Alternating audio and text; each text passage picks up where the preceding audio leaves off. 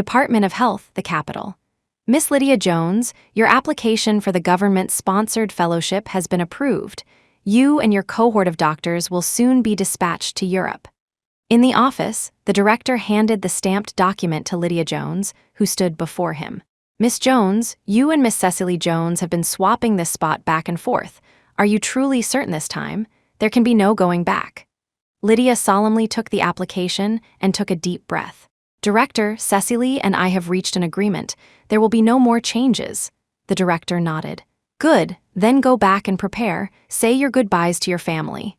Stepping out of the Department of Health, Lydia stood on the steps, gazing outside. It was noon. A gentle breeze was blowing. Under the shade of the trees, workers were riding bicycles in groups, leisurely heading home. The ringing of bicycle bells intertwined with the chirping of cicadas, composing a melodious tune. Lydia Jones, a sudden voice pulled her from her trance. Lydia turned to see Cecily Jones standing at the bottom of the steps, hands on her hips, looking at her with impatience. I've done what I promised you. What about your end of the deal? We agreed. I give you the fellowship spot, and you divorce Ethan Grant and let him be mine. Hearing the word, let, Lydia smiled self-deprecatingly, her eyes filled with complex emotions. She was the chief surgeon at the Capitol Hospital, and Ethan Grant was a young, high-ranking Air Force commander. They were childhood sweethearts, the golden couple. Everyone said they were a perfect match. On the day he proposed, Ethan had knelt on one knee in front of everyone, swearing solemnly to love and protect her until death. That was until 6 months ago, when Cecily appeared at the Jones household with a DNA test report, accusing Lydia of being a cuckoo in the nest. That day, she learned that they had been switched at birth. Cecily was the real daughter of the Jones family, while Lydia was supposed to be a village girl from a remote mountain area. Since the truth came out of guilt, Lydia had constantly yielded to Cecily. Whatever Cecily wanted, Lydia gave up. But then, Cecily set her sights on Ethan Grant.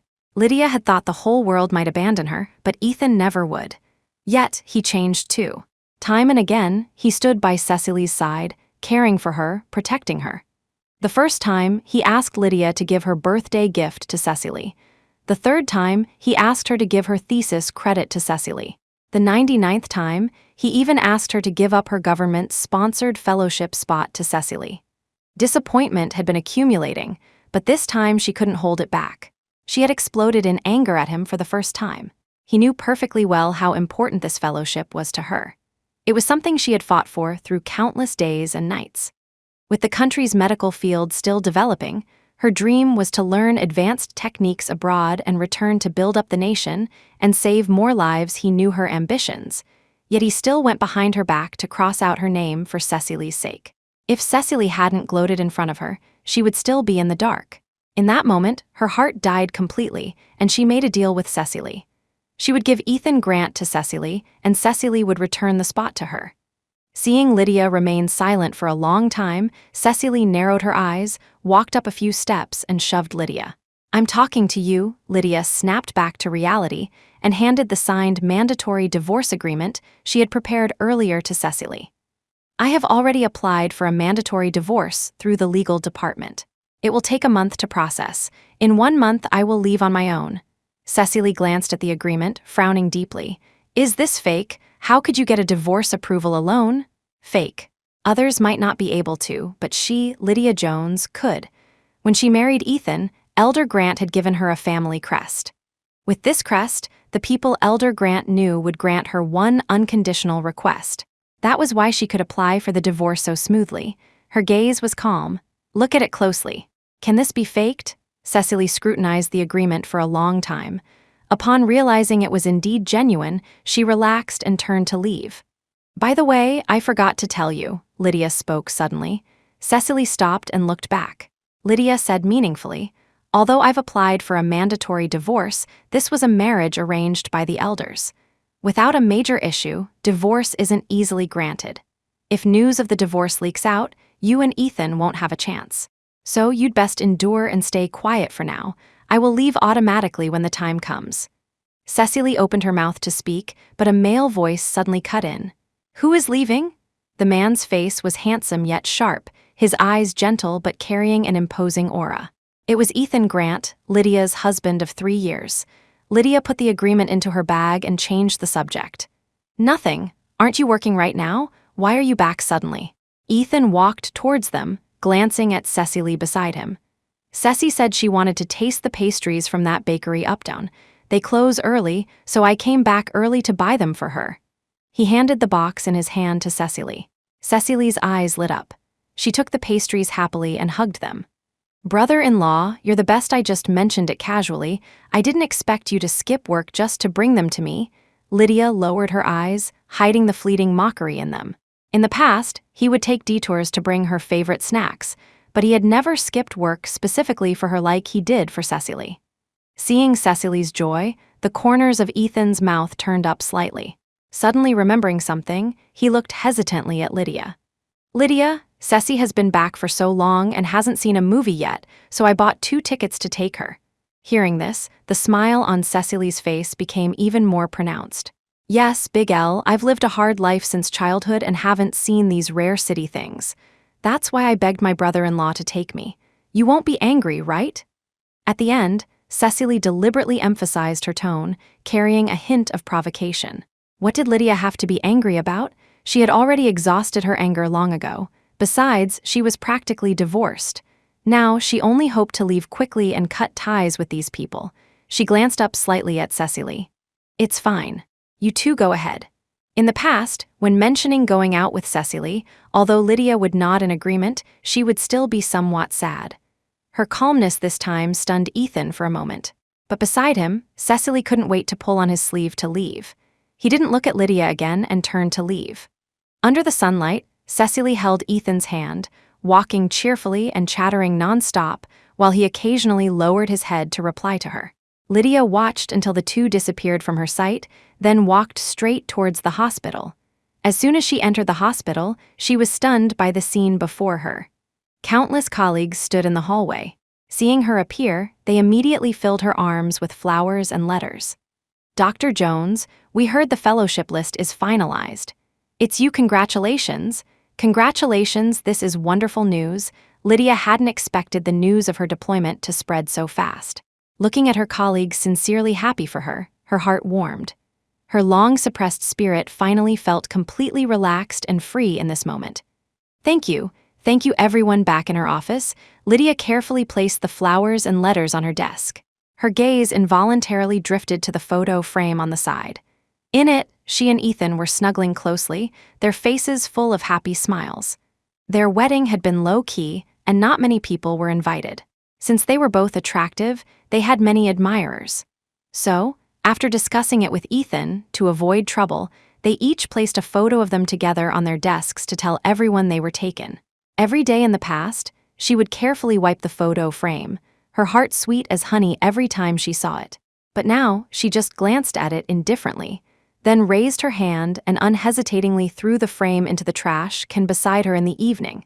After Lydia finished consulting with the last patient, she took her satchel from the wall and walked out. Upon returning to the courtyard, Lydia immediately saw 2 extra people on the sofa. Cecily was sitting next to Martha Jones, saying something that made Martha smile continuously, while Ethan sat on the side, watching the mother and daughter with a smile. Lydia walked over. Mom, why are you here? Martha's smiling face instantly turned cold upon seeing her. She turned her head away. Conversely, Cecily quickly stood up and called out, Big L. Martha pulled Cecily back, her tone full of dissatisfaction. Why are you calling a thief your sister? If it weren't for her, would you have suffered for so many years? Lydia had heard this countless times over the past 6 months, so she didn't care at all. She walked directly to sit next to Ethan. Perhaps feeling that Martha's words were harsh, Ethan frowned and held her hand. Lydia, Mom doesn't mean that. Don't take it to heart. It should have passed like that, but Martha was relentless. She pointed at Lydia and scolded, What do you mean I didn't mean that? I meant exactly that. I'm telling you, if it weren't for the switch back then, you would be the one sleeping in a shed and eating scraps every time you see Ceci. You should slap yourself in apology. What right did you have to live the good life in her place for so many years? Perhaps remembering Cecily's emaciated appearance when she first returned, Martha's words became increasingly ugly. Lydia lowered her eyes and let Martha scold her. She wouldn't have to listen to it for much longer anyway. After scolding for who knows how long, Martha finally felt satisfied. She took a sip of water from her cup before stating her purpose. She glared at Lydia, then changed her expression to look at Ethan. "Ethan, Cecily's dad, and I have to go out of town for something. We're worried about leaving Cecily home alone, so we were thinking of having her stay at your place for a while. What do you think?" Ethan didn't answer but instinctively looked at Lydia beside him. "Lydia? Sure." Ethan had prepared persuasive arguments, but before he could speak, Lydia agreed readily. Her decisiveness stunned him for a moment. He felt an inexplicable strangeness in his heart, feeling she shouldn't have reacted this way. But before he could figure it out, Martha stood up. "In that case, her father and I can rest easy." Martha patted Cecily's hand with reluctance. "It just so happens Ethan knows about the procedures for studying abroad. If you have any questions, you can ask him." Cecily froze slightly upon hearing this. She glanced covertly at Lydia, then held Martha's arm and acted coyly. "Mom, I thought about it and decided not to go abroad. I gave the spot to someone else. After all, I just came back to the family. I want to spend more time with you guys. Is that okay?" A trace of surprise flashed across Martha's face, but she said nothing. Even Ethan didn't ask further, only adding, "As long as you're happy." Lydia watched the harmonious trio, her eyes dimming, a touch of self-mockery in their depths. The fellowship spot she had worked so hard to get was treated like a common object in their eyes, tossed around casually. Late at night, Lydia and Ethan took Cecily upstairs to choose a room. Before Lydia could speak, Cecily immediately set her sights on their wedding room. "I like this one, brother-in-law. Can I stay in this room?" Ethan looked at the wedding room, his Adam's apple bobbing. Just as he was about to speak, Cecily's eyes instantly turned red. She lowered her head and tugged at the corner of her clothes. "Brother-in-law, you know I lived in a dark and damp room growing up, so I want to live in a room with sunlight. I really like this one." At the end, she looked up at him carefully, tears threatening to fall from the corners of her eyes. "Then you stay in this room?" Ethan's heart softened instantly. Cecily cheered and excitedly hung onto his neck. In her inadvertent glance at Lydia, there was a vague hint of triumph. "Thank you, brother-in-law." Ethan looked at her dotingly, but then suddenly thinking of something, he pulled her arms down and turned to look at Lydia beside him. "Lydia, don't mind it. Ceci suffered a lot growing up. Just yield to her a little more." Lydia just twitched the corners of her lips. What did she have to mind? She had given up her husband, what was a room. That night, Lydia went to sleep early. Soon, Ethan finished washing up and got into bed. He didn't go straight to sleep. Instead, he reached out and pulled Lydia into his arms. When his hot breath landed on her neck, she woke up with a start and pushed him away slightly. But Ethan seemed not to notice. Tiny kisses trailed from her neck to her collarbone. While kissing her, he reached for the drawer to get protection. Lydia was about to say she wasn't interested, but the next moment, Ethan's voice changed slightly. "What is this?" She sat up immediately and saw her fellowship application lying quietly in the drawer. Ethan frowned and instinctively reached to pick it up to look closely when a sudden scream broke the atmosphere. "Biggie, help!" It came from Cecily's room next door. Ethan rushed out instinctively, not even putting on his slippers. Lydia looked at the empty spot on the bed for a long while before lowering her eyes and smiling, hiding the self-mockery and cold irony in her eyes. Then she turned to get out of bed and moved the application to a different location. Lydia wrapped herself in a blanket and walked to Cecily's room. Just as she was about to knock, she froze at the scene inside. Ethan was half kneeling on the floor, massaging medicine onto Cecily's sprained ankle, which rested on his leg. His eyes were gentle and helpless. Every time Cecily moaned in pain, he lightened his touch. Although he didn't look up, his voice was full of concern. "Is this pressure okay?" In a trance, Lydia suddenly remembered a long time ago, he used to apply medicine and massage her just as gently. The hand resting on the doorframe ultimately didn't knock. She returned to her room, lay on the bed staring at the ceiling, sleep completely gone. The room was so quiet she could hear her own heartbeat, and the faint moans of Cecily and Ethan's coaxing voice from the other side of the wall. The hour hand on the wall clock went round and round. Hearing the door open, she quickly closed her eyes. Ethan walked in and saw Lydia sleeping with her back to him. The open drawer no longer contained the document he hadn't seen clearly. His eyes were full of thoughts, feeling like he had overlooked something. they had a dreamless night.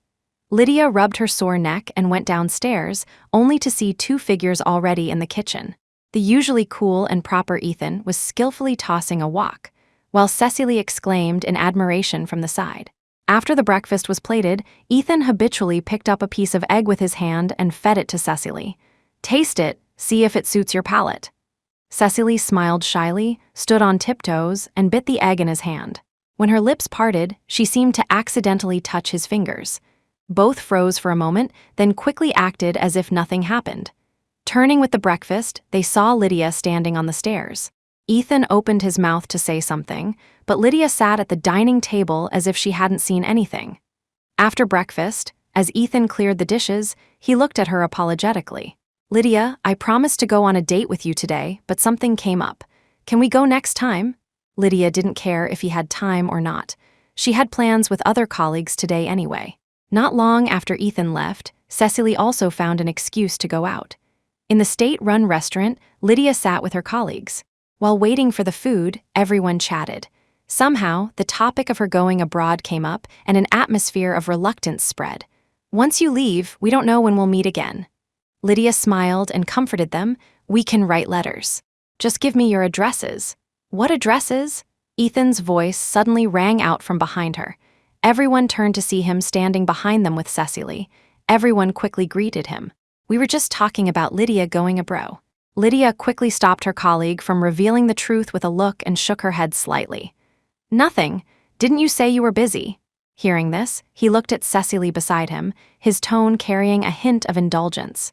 "Ceci hasn't eaten the food here, so I took special leave to bring her." "Special leave?" Lydia smiled self-deprecatingly. She raised her eyes to look at Cecily holding his arm, then quickly looked away. Cecily, however, was full of triumph and feigned kindness. "Big L, since fate brought us together, let's share a table and eat together." Before Lydia could refuse, Cecily sat down with Ethan. Soon, various exquisite dishes were served, the aroma overflowing. Everyone started eating.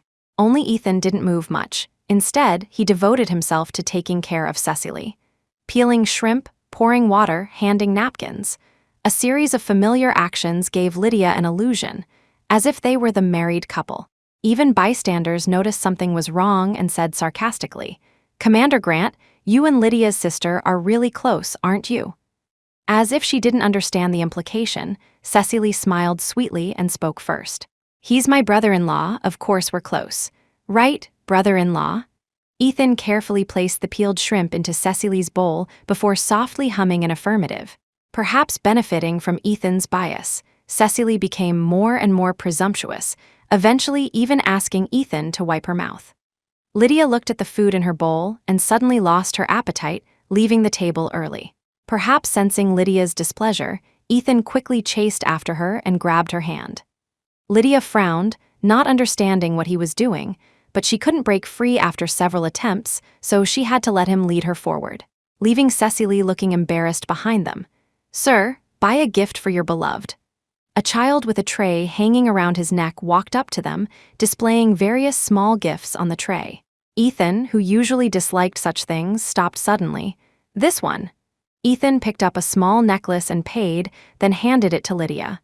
"Lydia, this necklace matches your dress." Lydia's expression was calm as she looked at him quietly. Ethan felt a tremor in his heart and actively put the necklace around her neck. Then looking at his watch, he said his leave time was almost up and asked the two of them to go back first.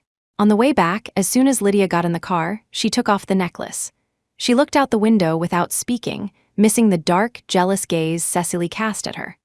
After arriving home, Lydia tossed the necklace onto the cabinet and headed for her room, but Cecily grabbed her wrist from behind. "Lydia Jones, about the fellowship, I have some things to tell you. Let's talk in my room." Involving the fellowship, Lydia didn't suspect anything. She hummed an assent and turned to walk towards Cecily's room, missing Cecily's vicious smile. Bang! The moment Lydia entered the room, the door was slammed shut. She instinctively turned around, and a scent of flowers rushed into her nose. Lydia froze. She was severely allergic to pollen. Moreover, this room was full of flowers soon. Red bumps began to appear on her neck and arms, and her breathing became rapid. Scratching her neck, she ran to the door to open it quickly. But the door was locked from the outside by Cecily. "Cecily Jones, what are you doing?" "Let me out," Cecily's voice, full of jealousy and unwillingness, rang from outside. "What am I doing?" "I want you to leave immediately." Lydia's vision went black. She knelt on the ground with a thud, her breathing growing weaker, but she forced herself to stay conscious. "I already told you, as soon as I get the divorce certificate, I'll leave. I'm allergic to pollen, let me out quickly. Don't even think about it." Cecily's tone became colder. "Did you know? Every day you stay here, Brother Ethan won't look at me. Isn't he fond of you? Then call him and ask him to come back and save you." With that, Cecily turned and left, disregarding Lydia's life or death. Cecily, seeing the noise outside fading, a chill rose from Lydia's bones. Cecily clearly wanted her dead. She forced herself to calm down, gathered all her strength, picked up a chair nearby, and smashed it against the door. Once, twice. The sturdy door remained undamaged. She knelt on the ground again, covering her nose and mouth, breathing carefully. But the pervasive pollen still rushed into her nose through her fingers. There was a dance today. At this hour, everyone in the compound had probably gone to watch the excitement. Otherwise, it was impossible that no one came to check despite the noise she made. Now the only spare key was with Ethan. She forced herself to crawl to the landline to call Ethan. 1 call, 2 calls, 3 calls, 10 calls, call after call, but no one answered on the other end. Her heart grew colder, tears streaming down uncontrollably. "Ethan, answer the phone. Why won't you answer?" She couldn't die here. She hadn't fulfilled her dream yet. Just a second before she was about to pass out, the phone was finally picked up. "Hello?" Hearing the familiar voice, Lydia clutched the receiver tightly as if grabbing onto hope. "Ethan, Lydia, I'm with Ceci. Whatever it is, talk later." Beep. The phone was abruptly hung up by him instantly. Lydia collapsed to the ground as if losing all strength. Bang! She forced her body up again, picking up the chair and smashing the door again and again, screaming. Someone, help finally. A neighbor who had returned to the compound to get something heard the noise, rushed upstairs, and broke the lock. The moment the door opened, Lydia could no longer hold on and collapsed. 2 days later, Lydia opened her eyes with difficulty. Smelling the disinfectant, she realized she was in the hospital. Beside her, Ethan was slumped by the bed, holding her hand tightly. She instinctively tried to pull her hand back. The movement made him look up abruptly. Their eyes met, and a look of joy appeared on the man's face. "Lydia, you're finally awake." Although his words were excited, his eyes were bloodshot, stubble covered his chin, and he was full of exhaustion. Such concern and care made it seem as if he still loved her deeply, as he did during their honeymoon phase. But her mind was filled with the scene of him hanging up her phone to keep Cecily company. Lydia yanked her hand back, turning her head away, not wanting to see him. Looking at his empty hand, Ethan stiffened. Thinking of that day, he explained with guilt. "Lydia, that day Ceci sprained her ankle and came to find me. She was crying hard. I was in a rush to help her treat it. I really didn't know about your situation." Remembering that while she called for help, he was accompanying Cecily, a chill rose from her heart. Not anger, but despair. She had long given up hope on him, yet he still managed to hurt her so deeply. Lydia looked at him and couldn't help but expose Cecily's true face. She was crying hard? "Ethan, do you know who locked me in that room?" "It was Cecily. She locked me in a room full of flowers, then sprained her own ankle to find you. She's such a good actress. It's a pity to bury her talent here." She thought that after hearing this, Ethan would at least change his view of Cecily. But he showed a complex emotion, turning to hold her hand. "Lydia, Ceci already explained it to me before this. She didn't know you were allergic to pollen. She just wanted to play a little prank on you. She didn't expect it to be this serious. She's very sad now, don't blame her." "A little prank?" Lydia turned her head sharply. She never expected him to say such words to exonerate Cecily. He knew clearly that she was severely allergic to pollen and that this incident almost cost her life, but he insisted on brushing it off with the words, "little prank." Her body began to tremble involuntarily. Seeing her shaking, Ethan thought she was having aftereffects. He comforted her while pressing the bell to call the nurse. The nurse rushed in, but not to check on her. Instead, she looked anxiously at Ethan. "Commander Grant," Miss Cecily suddenly fainted. "Please go check on her." Ethan's face changed, and he stood up immediately. Suddenly remembering something, he looked back at Lydia on the bed. Lydia, Cecily fainted from guilt over this matter. Don't take it to heart anymore. Lydia opened her mouth in disbelief, wanting to say something, but he had already rushed out of the ward. Finally, she gave a bitter smile and closed her eyes. After that day, Lydia didn't see Ethan again, only occasionally hearing a few sentences from the nurses. After Cecily fainted, Ethan guarded her incessantly. He fed her medicine, carried her out of bed, and even coaxed her to sleep. The nurse was new and didn't know Ethan was Lydia's husband, so her words implied envy that Cecily had such a good husband. Lydia didn't explain. There was no need. Now, she just quietly waited for that day, waiting for the divorce agreement to take effect, the day she could completely stay away from Ethan Grant. The day before Lydia was discharged, the ward suddenly became lively. It turned out that Ethan hadn't gone back for a few days, and people asked around to find out he was at the hospital taking care of Lydia. So, they came with fruit to visit her. Hearing their words, Lydia thought Ethan was indeed taking care of someone, but not her, it was Cecily. Everyone chatted happily and mentioned the surprise Ethan had prepared recently. Lydia, you and the commander are truly the most loving couple in our compound. Not long ago, the commander specifically asked girls what gifts they like. Moreover, he organized a fireworks show. It must be prepared for you. Fireworks? She never liked fireworks. It seemed the owner of these fireworks was someone else. Suddenly, the door was pushed open. Seeing Ethan appear, everyone immediately teased. Speak of the devil. Commander, we accidentally spilled the beans about your surprise. Come tell Lydia yourself? Yes, you have to be the one to announce this surprise. Everyone laughingly pushed Ethan towards Lydia, then thoughtfully closed the door and left. Lydia's lips curled into an arc, but the smile didn't reach her eyes. I heard them say you prepared fireworks for me? Ethan's tall and straight body stiffened. After a long while, he said, No, those fireworks are a birthday surprise for Cecily. This is her first birthday since coming back, so naturally, it has to be grand. After speaking, as if afraid she would be angry, he leaned over to hold her hand. Lydia, don't be angry, She calmly moved her hand away and leaned back against the soft headboard. What do I have to be angry about? We are already. The word divorced wasn't spoken in the end. Already what? She shook her head, changing the subject, her tone calm. With parents away, you are her brother-in-law. Naturally, you have to prepare a birthday party for her. I have nothing to be angry about. Seeing her being so reasonable, Ethan's eyes relaxed. A week later, Cecily's birthday arrived. Ethan organized it very carefully and grandly. Lydia stood at the door, looking at the exquisitely decorated courtyard. Colorful lights were hung everywhere, gifts were piled up, and a 2-meter-tall cake stood in the center of the yard. In a corner sat a world-renowned orchestra, rehearsing Cecily's favorite tunes. She lowered her eyes, hiding the faint irony within. The lights dimmed. Amidst melodious violin music, Cecily, wearing a gown custom made by Ethan, held his arm and slowly walked down the stairs, garnering countless admiring looks. Throughout the banquet, Ethan stayed by her side. He danced the opening dance with her, cut the cake with her, and watched the fireworks side by side with her, until the bell rang and the guests dispersed. Finally getting a moment of quiet after a bustling day, Lydia turned to go upstairs to wash up. Brother-in-law, a sudden noise broke the tranquility. She looked towards the source. She saw Cecily stopping Ethan at the gate as he was about to come in to find Lydia. Cecily grabbed the corner of his clothes, her eyes full of expectation, yet carrying a hint of shyness. Brother-in-law, didn't you say since it's my birthday you can fulfill all my requests? I have a request. I want you to kiss me. Hearing this, Ethan's face instantly went pale. What nonsense are you talking about?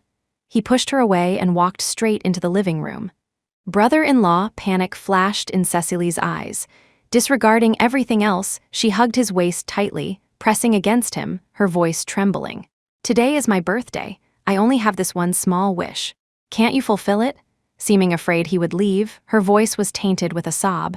Ethan frowned. Just as he was about to speak, Lydia, who had been watching everything from upstairs, suddenly spoke up. Cecily is the birthday girl. Since you promised her, you should keep your word. A kiss is nothing. As soon as these words came out, the two entangled people looked at her in shock. Ethan didn't understand why she would say such a thing. Previously, she loved him the most. If he even got close to another girl, she would sulk and be jealous for days. But now, she seemed indifferent to everything. She even actively told him to kiss someone else, her face as plain as if she were watching a movie unrelated to her. His heart panicked inexplicably, unsure if he was panicking over her reaction or the various anomalies he had noticed recently. Hearing Lydia agree, Cecily's dim eyes suddenly brightened. She hugged him even tighter. "Brother-in-law, I don't mean anything else. I suffered so much before and never felt family love. I just want to feel family affection. Didn't Big L agree?" Tears wet his shirt. Seeing him still unmoved, Cecily cried louder and louder. Finally, Ethan turned around, cupped her face, and placed a light kiss on her forehead. "There, I kissed you. Stop crying." After this kiss, Cecily seemed to have received some special permission and began to cling to Ethan even more. Until a week later, Ethan used the excuse of Mr. and Mrs. Jones returning to send Cecily away, finally getting time alone with Lydia. Ethan peeled fruit and handed it to her, speaking cautiously. "Lydia, is there anywhere you want to go? I happen to be free and can go with you." Happens to be free? Lydia curled her lips. She hadn't heard that phrase in a long time, especially since Cecily returned. All his free time was given to Cecily. She didn't take the apple from his hand. Instead, she bent down, pulled a photo album from the drawer under the table, opened it, and pointed to a few photos. "Let's go to these places." He leaned in to look and realized the places she pointed to were all the spots they dated before getting married. "Why do you suddenly want to go to these places?" Lydia put the album back in the drawer. "No reason, just suddenly felt like it." She wouldn't tell Ethan that before she left, she wanted to erase all the memories they had left behind. As the first rays of morning sunlight rose, Lydia sat in Ethan's car, driving towards their first date spot. The moment she got into the passenger seat, she froze. The entire dashboard was filled with girls' trinkets, from a lipstick to a jacket, obviously Cecily's things. Ethan saw them too and instinctively moved to remove them. "No need." Lydia buckled her seatbelt and stopped him calmly. That seat would be Cecily's exclusively, in the future anyway. Soon they arrived at the first location, a temple in the north of the city. Though small, the Lovers' Bridge in front of the temple was exceptionally popular. Many couples would come here to hang a concentric love lock. It was said that couples who hung a lock here would never separate. When they were most in love, Ethan had brought her here to hang one. Tourists on the bridge were endless. Protected by Ethan's side, she walked towards where they had hung the lock. After years of wind and rain, the writing on the lock was long blurred. But Lydia could still see the solemnity Ethan had when hanging the lock. He had kissed her repeatedly, saying they would be locked together for life, never to separate. After speaking, he had thrown the only key off the cliff. Coming back to reality, she took a pair of pliers from her pocket and snapped the lock shackle, severing their decade-long love just like the lock. "Lydia, what are you doing?" Watching the love lock being cut and falling off the cliff, Ethan's heart shook violently. He rushed forward to stop her but missed. He could only watch it fall. She put away the pliers and spoke calmly. "I heard old locks are bad for relationships, so I cut it." Ethan looked at her calm eyes, feeling panicked. He quickly suggested hanging a new one, but she turned to walk down the mountain. "Let's talk about it later." Next, they went to the second place, the third place, the fourth place. At every spot, Lydia used the same excuse to destroy the evidence of their love one by one. Ethan didn't understand what she was doing, only instinctively feeling she was still angry about Cecily. To make her happy, he took her to the department store to choose gifts. The mall was bustling.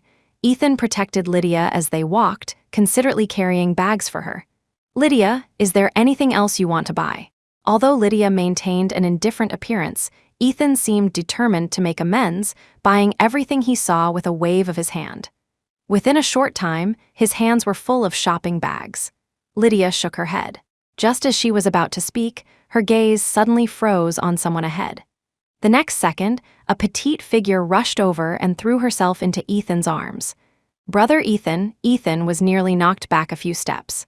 When he steadied himself, he saw Cecily lifting her head from his chest, looking pleasantly surprised. "Brother Ethan, you're really so good to me. I just casually mentioned liking these things that day. I didn't expect you to buy them for me immediately." He was stunned. Just as he wanted to say something, he saw Lydia walking forward without looking back. "Lydia," Ethan instinctively wanted to chase after her, but Cecily kept entangled with him. "Ceci," he warned in a low voice, "this is a mall." Seeing people around looking at them, Cecily pouted in dissatisfaction and let go of his neck. For the rest of the trip, wherever Lydia and Ethan went, Cecily followed closely. Lydia walked alone on one side, while Cecily held Ethan's arm on the other, chattering nonstop. Ethan replied occasionally, but his gaze remained on Lydia. Cecily grew increasingly dissatisfied. Just as she was about to speak, a scream was heard, "Run, there's a madman killing people." She turned sideways and saw a disheveled lunatic holding a bundle of dynamite rushing straight towards them instantly. The scene turned chaotic. People fled in all directions, crying and screaming. "Go!" Ethan reacted quickly, pushing Lydia and Cecily towards the exit, then prepared to pounce on the attacker. But a scream came from behind. "Brother Ethan," Ethan paused and looked back, seeing Cecily fallen at the exit, looking at him with fear. "My ankle is sprained. Brother Ethan, save me, I don't want to die." In his moment of hesitation, the madman lit the fuse and threw the dynamite. Get down, faced with immense panic, many people froze in place. Only after Ethan's shout did they react. Lydia also reacted quickly. But as she fell, she watched helplessly as Ethan bypassed her and leaped towards Cecily, who was actually closer to the safety exit. Boom! The explosion was deafening. Flames and smoke shot into the sky, the air filled with a suffocating pungent smell. Amidst successive muffled sounds mixed with piercing whistles, the earth seemed to shake. Scorching flames darted everywhere, smoke billowed, and panicked people ran like headless flies, shouting and crying. The noise reaching the heavens, the massive impact shockwave blackened Lydia's vision, and she collapsed weakly to the ground. Seeing Ethan struggle up and pick up Cecily to leave, in the moment between life and death, she instinctively shouted. Ethan, his steps paused, but he didn't look back. Crack! She looked up. A beam from the ceiling was crashing straight down towards her back. When she woke up again, Lydia found herself lying prone on a hospital bed, an IV drip in her left hand. She instinctively struggled to sit up, but accidentally pulled at the wound on her back. "Don't move," Ethan prevented her. "Lydia, you have a wound on your back, don't agitate it." After the doctor finished checking, Ethan finally breathed a sigh of relief. Avoiding her injury, he held her, constantly saying sorry. His voice was full of heartache and trembling. "Lydia, I'm really sorry. I had a reason for saving Ceci first. I know you've suffered a lot of grievances recently, but I did it for a reason. I can't say it now, but when the time comes, I will explain everything to you clearly. Don't be mad at me, okay?" Lydia was held tight by him. Her eyes were cold. After a pause, she smiled self-deprecatingly. "Reason? What reason could there be?" She coldly extended her hand and pushed him away, turning to lie on her other side. "I'm tired and want a rest. If you have nothing else, please leave." Looking at her indifferent expression, panic welled up in Ethan's heart. He instinctively reached out to hug her. "Lydia!" The next second, the door was shoved open. "Ethan, Ceci is refusing to take her medicine and making a fuss. Go check on her quickly." Martha Jones rushed in, grabbing his sleeve to pull him out. "Mom, I need to take care of Lydia." This was the first time Ethan refused Martha. He looked at Lydia, whose entire back was wrapped in bandages, his eyes full of distress, refusing to leave. Martha instantly flew into a rage. "Why care about her? She won't die. Ceci is crying so hard she's about to faint. You go check on her immediately." Saying this, she pushed him towards the outside again. Ethan looked hesitant, his tone tentatively careful. "Lydia, don't worry about me. Go handle your business." A calm voice came from behind. Ethan looked at Lydia's indifferent demeanor, feeling increasingly uneasy, as if once he left they would have no future. Martha didn't wait for him to recover, pushing him out of the ward. Bang! The door closed tight. Lydia opened her eyes, staring blankly at the birds flying past the window, silently counting the days. Soon, very soon, she could leave completely. The day Lydia was discharged happened to be the last day for the agreement to take effect. Ethan had been taking care of Cecily these past few days and hadn't visited Lydia, so he didn't know that the first thing she did after discharge was go to the registry to pick up the divorce certificate. Looking at the divorce certificate in hand, she revealed a smile of liberation, feeling her heart lighter than ever before. Returning home, the Department of Health called to say the group for the fellowship would depart today. Good news comes in pairs. Lydia couldn't wait to pack her luggage. Just as she zipped up the suitcase with everything packed, the landline beside her rang. She stood for a long time, never thinking of answering it, even though she was standing right next to it, but the person on the other end didn't give up, calling again and again. Finally, she picked up the receiver. "Hello." Her calm tone contrasted sharply with Ethan's panic on the other end. "Lydia, why were you discharged suddenly? Isn't your injury not healed yet?" Lydia's tone was flat. "I'm a doctor. I know if my injury is healed."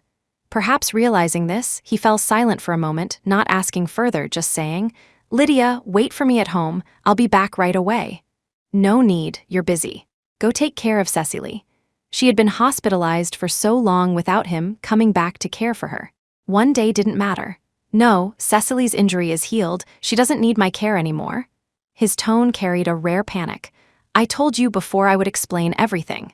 Wait for me, I'll come back right away to explain clearly." Bang, she hung up the phone mercilessly. Lydia smiled lightly, sarcasm filling her eyes. The divorce was done, explaining was useless. Besides, with everything that happened recently, she didn't know what Ethan could possibly explain. Late at night, she placed the divorce certificate belonging to Ethan on the table and walked out of the courtyard, resolutely dragging her luggage. When she first moved into this home, she was full of expectation. But in the end, she left covered in scars. From now on, she was no longer Ethan Grant's wife, no longer an object he could discard at will. She was just herself, just Lydia Jones. She no longer loved him and would never look back for him. As the sky gradually brightened and the first sunlight shone into the courtyard, it was already empty. Just as Lydia thought, Ethan couldn't come back at all. Because just as he was hung up on and about to rush out of the hospital, a scream came from behind. "Ceci, calm down, don't do anything foolish." Ethan, come quick." Disregarding everything else, Ethan rushed into Cecily's ward. He saw Cecily sitting on the windowsill, teetering dangerously, seeing Ethan. She became even more agitated. "Brother Ethan, why were you gone when I woke up? Didn't you say you'd stay with me? I know you still have my sister in your heart, but what about me?" Cecily grew more excited as she spoke, tears streaming down. "When you treated my wound, you saw my body. The whole hospital knows. If you don't want me, how can I live?" Saying this, Cecily moved to jump. "Ceci," Martha cried out shrilly, looking about to faint. "Ceci," Ethan's pupils shrank. He rushed over, pulled her down, and held her firmly in his arms. Let me go, let me go, let me die. If I die, you and Big L can live happily ever after." Cecily struggled harder, and his face grew grimmer, but he didn't let go. "Ceci, stop talking nonsense." After some persuasion, Cecily finally calmed down. He carried her back to the bed, finally clearing his thoughts. "Ceci, I saved you then purely out of instinct as a man. Your wound was severely infected. If not treated in time, you would have died. But you held on to me tightly and wouldn't let go, so the doctor and I had to cut the clothes off your back. But I didn't look the whole time." It was better left unsaid. Once he spoke, Cecily became agitated again, but he held her down. "Ceci, listen to me first, okay?" In this era, people were still somewhat conservative about these things. Sometimes serious cases required the rescuer to take responsibility, or they might be sent to a labor camp for reform. But firstly, he was a man and saving lives was a duty. Secondly, he was married. His marriage to Lydia was arranged by elders and couldn't be dissolved without major issues. Besides, he and Lydia had always had a good relationship. How could they divorce? Yes, Miss Jones, if Commander Grant hadn't risked his life to save you, you might not have survived. In matters of life and death, who counts these things? The doctors and nurses who entered also helped persuade. Internally, they were scornful. What kind of logic was this? If seeing a body while saving someone meant taking responsibility, then shouldn't all doctors and nurses have to marry their patients? Who would be willing to save lives then? Persuaded by them, Cecily gradually dropped the idea of forcing Ethan to take responsibility. It was just her being too impatient. Since Lydia divorced him anyway, her being with him was just a matter of time. Thinking of Lydia, hatred flashed in her eyes again. If not for Lydia, why would she be in this state? Seeing Cecily calm down, Ethan sighed in relief, but he dismissed the idea of going home. If Cecily had another accident after he left, Lydia would definitely be sad. After all, she was Lydia's sister. Thinking of this after Cecily fell asleep, he went to the stairwell. quietly called the butler, and asked him to go home and tell Lydia not to wait for him tonight. He would return in a few days. As for Lydia being angry, that was impossible. In all their years of love, he had never seen her angry. "By the way, tell the madam to have the housekeeper pack a few sets of clothes for me." Because of the scene she just caused, Cecily's condition worsened, and she had to stay in the hospital for a few more days, so he could only stay here to accompany her. Watching the security guard leave, Ethan stood dazed for a while before quietly walking towards Cecily's ward. But before he could knock, Cecily's triumphant voice came from inside. "Mom, don't worry. Brother Ethan will definitely marry me. After all, Lydia divorced him long ago, Buzz." Ethan's mind went blank. What did Cecily say? Lydia divorced him? How did he not know? Just as he was about to push the door open to ask, the butler who had just returned home rushed over, holding something in his hand. "Commander, the madam is gone," ignoring the people inside. Ethan strode over, his face gloomy. "What nonsense are you talking about?" The butler tremblingly handed him the item, swallowing hard. "As soon as I entered the house, I found it empty, no one there.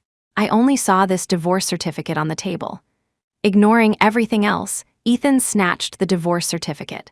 Opening it, his single photo stared back at him, and the certificate bore the official seal of the Civil Affairs Bureau. This proved the divorce certificate was real. His vision went black, and he stumbled back onto the chair behind him, his hand holding the certificate trembling uncontrollably. How could it be? How could Lydia divorce him? She loved him so much, and how could she divorce him so easily behind his back? Clearly, without a major issue, they couldn't get a divorce. Suddenly, he remembered the crest his grandfather gave her at their wedding. As long as she held the crest, they would grant her one request. So she used that crest. More and more things intertwined, creating chaos in his mind. He gripped the certificate tighter and tighter, even drawing blood on his palm, but he seemed not to feel it, staring dead at the document. His heart was cold and desperate. When Cecily came out hearing the commotion, she saw this scene. When she saw the divorce certificate in his hand clearly, she was so happy she almost jumped. Lydia didn't lie to her. They really divorced. This meant she could finally become Ethan's wife. The more she thought, the more excited she got. She laughed secretly for a while before pinching her palm, putting away her smile, and pretending to run over anxiously, squatting beside him. "Brother Ethan, what's wrong?" She feigned concern, looking at the man before her, but then acted as if she just discovered the certificate, covering her mouth. "Heavens, did my sister divorce you?" Cecily finished speaking and looked up, meeting Ethan's icy eyes. It was evening now. The wind blowing through the hospital corridor carried a chill. Being looked at coldly by him, she couldn't help shivering. "Brother Ethan, what's wrong? I know my sister divorcing you is sudden, but for you, it's a good thing, a good thing?" His tone became even colder, but Cecily didn't notice and continued. "Yes, brother Ethan. If I hadn't been switched with Lydia back then, the one marrying you should have been me." The more she thought, the more aggrieved she felt, and the more she resented Lydia. Although her adoptive parents doted on her, they were strict about relationships. In this era, despite freedom of love, parents still valued arranged matches. The fiancé chosen for her was 12 years older. How could she be willing to marry an old man? So upon learning she wasn't biological, she secretly hid from her parents and ran away, entered the capital, found her biological parents, and saw the fiancé that originally belonged to her. Thinking of such a handsome fiancé becoming the fake daughter's husband, hatred rose in her heart. Why should a thief who stole her life live so well? So after returning home, Cecily couldn't stand seeing Lydia do well. Whatever Lydia liked, she had to snatch it all, naturally including Ethan Grant. Besides, he was hers to begin with. Thinking of this, she disregarded everything else and hugged him, her voice increasingly aggrieved. "Brother Ethan, clearly you like me too. Since she divorced you, why can't we be together?" He raised his hand and pushed Cecily away indifferently. "I don't like you. I am your brother-in-law. My heart only holds Lydia Jones. I never intended to have an affair with you. Even taking care of you was because of your sister." Cecily's face went pale, seeming not to understand his meaning. "Brother-in-law, what are you saying? How does your kindness to me come from her? Don't you like me? Otherwise, why would you kiss me so many times?" "Shut up." The man lost his former patience, stood up, and looked coldly at the person before him. "Those kisses. If you hadn't threatened suicide, how could I have kissed you? Since Cecily returned, Lydia had yielded step by step out of guilt. It pained him, so he thought to be nicer to Cecily, so Lydia would feel less guilty. So their family relationship could return to how it was before. But he never expected his kindness to cause Cecily to misunderstand that he liked her. Impossible. Cecily didn't believe it at all, shaking her head constantly, tears falling one after another. Ethan Grant, if you really don't like me, why accommodate me again and again? Why leave her repeatedly to save me? Dare you say this isn't love? Admit it, you just like me? Ethan looked down from above, his pitch-black eyes staring at her coldly. His eyes were full of mockery and a hint of regret. If he had known Cecily harbored such dirty thoughts about him, he wouldn't have been so nice to her no matter what. And he thought of the times he abandoned Lydia for her. Regret thickened in his heart. He had to find Lydia immediately and explain everything. Cecily Jones, I don't like you. I will forever just be your brother-in-law. There is no possibility for us. Saying this, he turned to leave, but Cecily rushed forward and hugged his waist tightly. Let go. Cecily ignored his warning, hugging tighter. No, Ethan Grant, I know you're going to find Lydia, but give up, you won't find her. She has been sent abroad for the fellowship. What did you say? Ethan turned in disbelief. Lydia was sent abroad, but he clearly remembered crossing Lydia's name off the list. And he didn't stop her from going, just because Cecily clamored to go abroad to see the world, to make Lydia feel less guilty. He gave her spot to Cecily, thinking he would submit her name for the next batch. Now she went herself, but where did she get the spot? His gaze suddenly fell on Cecily. He remembered Cecily saying she wasn't going and gave the spot to someone else. So Cecily gave the spot to Lydia. Perhaps sensing his gaze, Cecily smiled. Brother Ethan, Lydia offered the exchange herself. As long as I gave the spot to her, she would divorce you and let me have you. Ethan's mind went blank. He never imagined the root cause of everything was Lydia not wanting him anymore. When he saw the divorce certificate, he made many excuses for her, thinking that as long as she still had him in her heart, he would remove all obstacles to be with her again. But he never expected it was Lydia who actively discarded him. Why he looked up at the triumphant Cecily before him. A chill suddenly rose in his heart. Was it because of Cecily? Because Cecily and he were too close, so she got jealous and divorced him.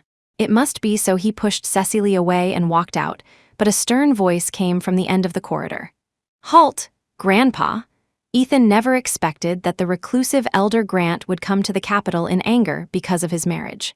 In the Grant family courtyard, Ethan knelt on the ground, his back covered in ferocious, bleeding wounds.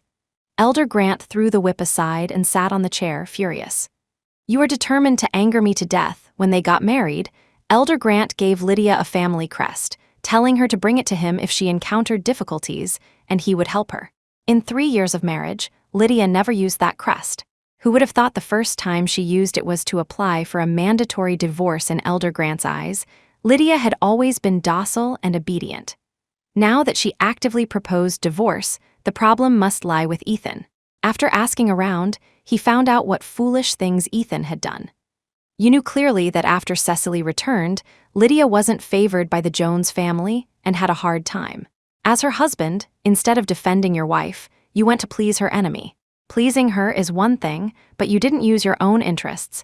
You insisted on using your wife's interests. What do you call this? Yes, Lydia indeed felt guilty towards Cecily because of the switch. But can she be blamed for that? And you, instead of comforting her, you forced her to yield everywhere. Are you her husband or Cecily's husband? Guilt.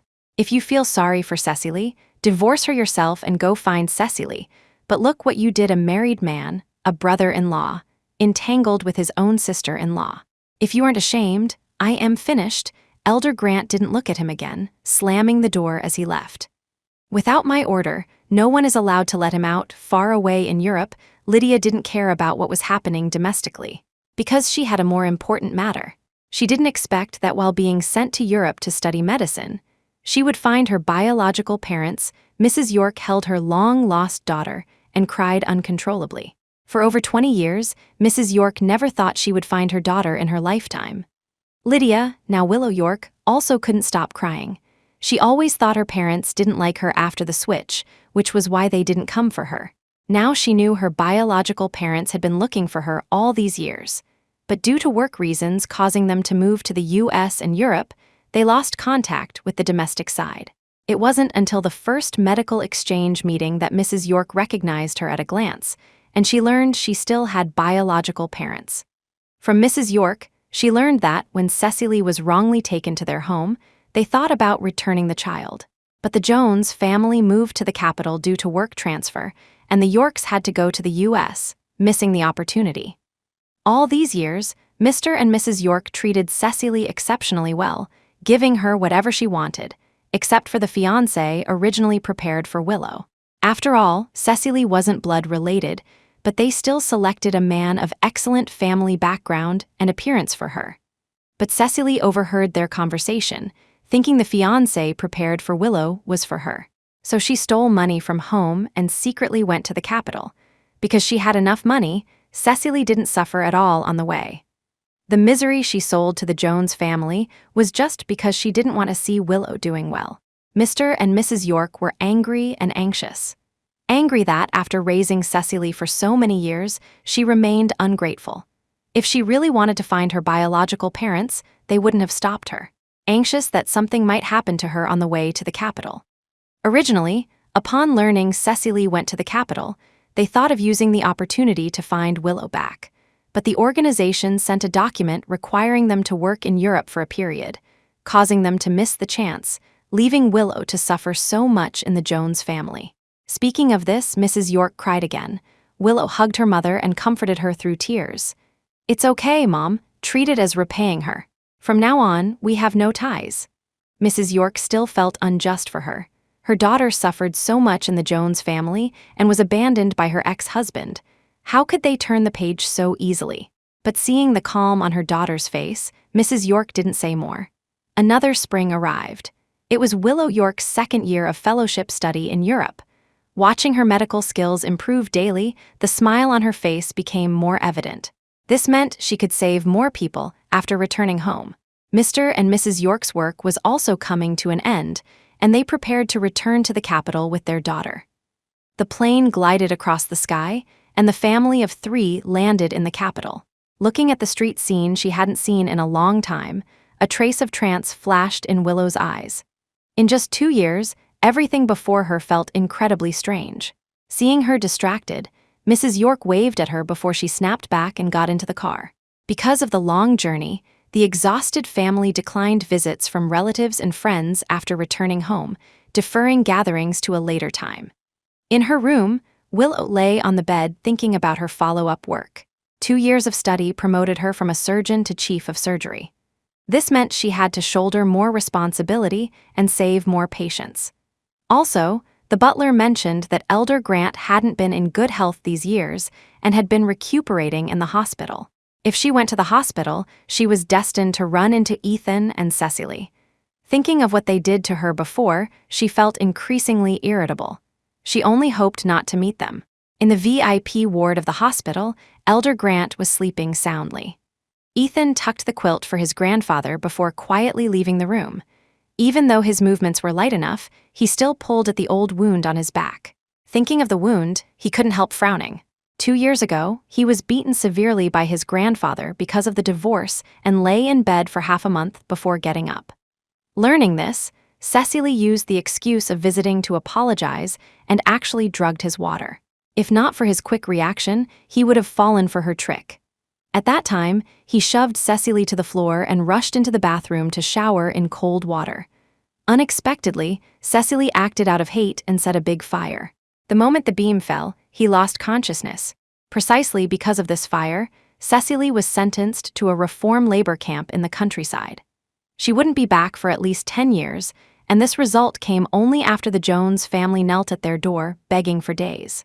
And he was seriously injured, bidding farewell to the battlefield for the rest of his life, only able to work behind the scenes. Elder Grant fell ill because of his affairs, calling it sinful. Ethan's parents also called back to scold him severely. They said once Elder Grant recovered, they would take him to stay with them, leaving Ethan alone in the capital. The injury was too severe. Whenever Ethan used a little strength, his back and bones ached incessantly. In an instant, his face went pale, cold sweat streamed down, his vision went black, and he collapsed to the floor. "Someone come quick, someone fainted here."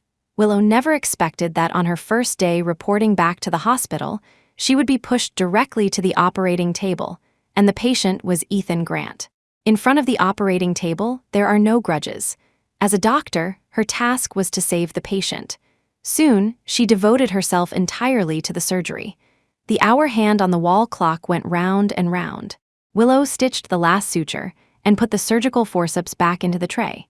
Surgery successful. Soon, Ethan was pushed out of the operating room to the ward. Willow also began wrapping up, putting surgical gowns into the recycling bin while chatting with the assistant beside her. The conversation drifted to Ethan. It's a pity for Commander Grant, so young yet covered in injuries. Curiosity rose in Willow's heart. How did he get covered in injuries? The assistant was new and didn't know they had a history. Checking that no one was around, she lowered her voice. "I heard Commander Grant had a limitless future and could have been promoted in a few years. Who knew the Jones family daughter would turn hatred into violence? Failing to drug him, she set a fire directly. Tusk, you don't know how miserable Commander Grant looked when he was rescued. Later, they managed to save him, but he was left with injuries. Although he's still a leader, he retreated behind the scenes and can't rise further. Also, the Jones family is finished because of this.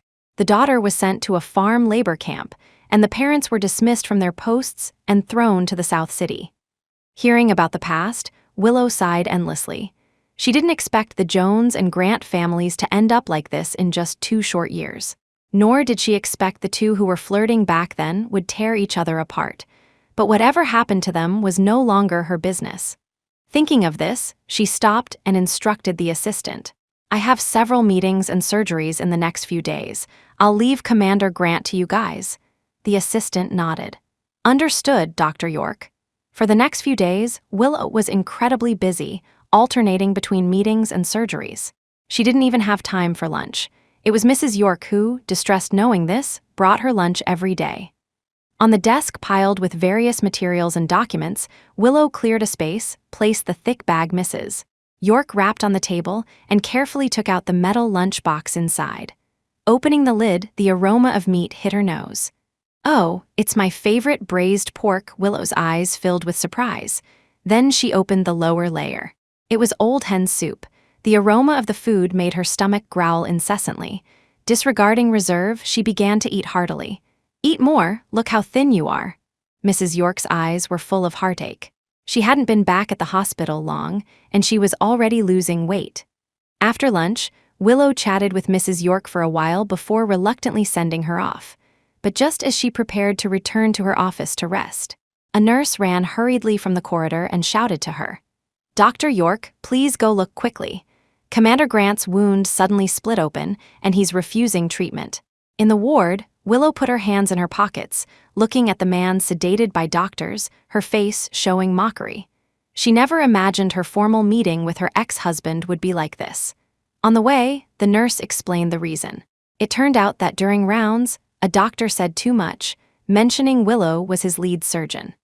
Ethan intended to ask more out of gratitude, only to find out the Dr. York who operated on him was Lydia Jones, the love he had searched for 2 years.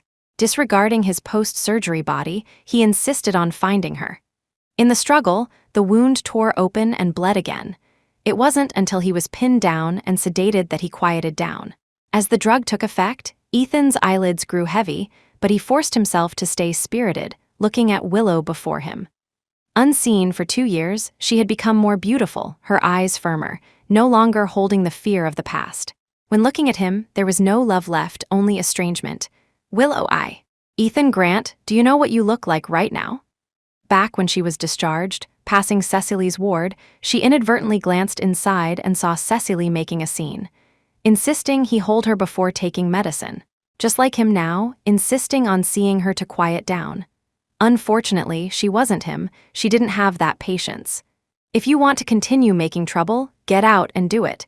Medical resources are precious. We don't have room for your dramatics here. Finished, she turned and left without looking at him again. "Willow," he instinctively tried to grab her hand, but the sedative took effect. His hand hanging in mid-air suddenly dropped, and he fell into a deep sleep. Perhaps Willow's words worked. For the next few days, Ethan didn't make a scene again. This day, Willow finally finished handling all matters. Just as she walked out of the hospital gate, a voice came from behind. Willow. She looked back and saw Ethan being supported by the butler, slowly walking down the steps. Willow, can we talk? His tone held a plea, but she didn't have the time. Commander Grant, we are only in a doctor-patient relationship. She reminded him they had nothing else to talk about. Besides, I have plans. If you have any physical issues, you can find your attending physician. With that, Willow didn't look at him again and moved towards a car. Willow, Willow. Two voices rang out simultaneously. A man stepped out of the car and took the bag from Willow's hand. Unlike the coldness shown to Ethan, the moment Willow saw this man, she revealed a most sincere smile. Harrison, why are you here? Harrison Spencer patted her head, eyes smiling. Didn't you say you wanted to eat the braised pork at the Bridge restaurant? I made a reservation the day before yesterday, thought I'd take you to taste it today. As the two talked and moved towards the car, Willow suddenly felt her hand tighten. Turning, she saw Ethan grabbing her hand, panic in his eyes. Willow, who is he? Willow's eyes hardened. She tried to pull her hand away, but found she couldn't break free. None of your business, let go. You're hurting me. Ethan refused to let go, his face darkening. What is our relationship? The rest of the words stuck in his throat. Indeed, what relationship did they have? They divorced long ago. While he was stunned, Harrison shoved him away and rubbed Willow's reddened wrist. Ethan Grant, is it? Let me introduce myself properly. I am Willow's fiancé. If Willow hadn't been switched at birth, you wouldn't have had the chance to know her at all. Not long after Willow arrived in Europe, the York family held a banquet to officially announce to the world that the true daughter of the York family had been found. Out of courtesy, Harrison brought generous gifts to congratulate, but he didn't expect to fall in love with Willow at first sight. At first, Willow couldn't accept him. Firstly, she was divorced. Secondly, having just walked out of a failed marriage, she wasn't ready for another relationship. Harrison expressed understanding, saying they could start as friends. Over time, they became familiar. She gradually opened her heart to him, and finally, they got engaged in Europe 6 months ago. Hearing his words, Ethan's face went pale. Willow had a fiancé, then what was his 2 years of waiting for? He thought this and said it aloud. Willow sneered. I didn't ask you to wait for me. Besides, when you abandoned me time and again to find Cecily, did you ever ask for my opinion? Furthermore, we divorced long ago. My life has nothing to do with you anymore. With that, she didn't look at him again, took Harrison's arm, and got into the car. In the private booth of the restaurant, Harrison thoughtfully served food to Willow. This place uses Away.Now wine for their braised pork. Try it. She thanked him softly, tasted the piece he served, and her eyes lit up. Delicious. The meat is tender and melts in the mouth. He smiled and served her a piece of fish. Try this. The restaurant says it was caught from the river today. Willow nodded. You eat too. I can do it myself. They enjoyed the meal thoroughly. Finally, Harrison personally drove her home. Since it wasn't far from the York residence, they walked back from where they parked. Along the way, under the bright moonlight, she couldn't help but talk about funny stories from the past. Only these stories no longer featured Ethan.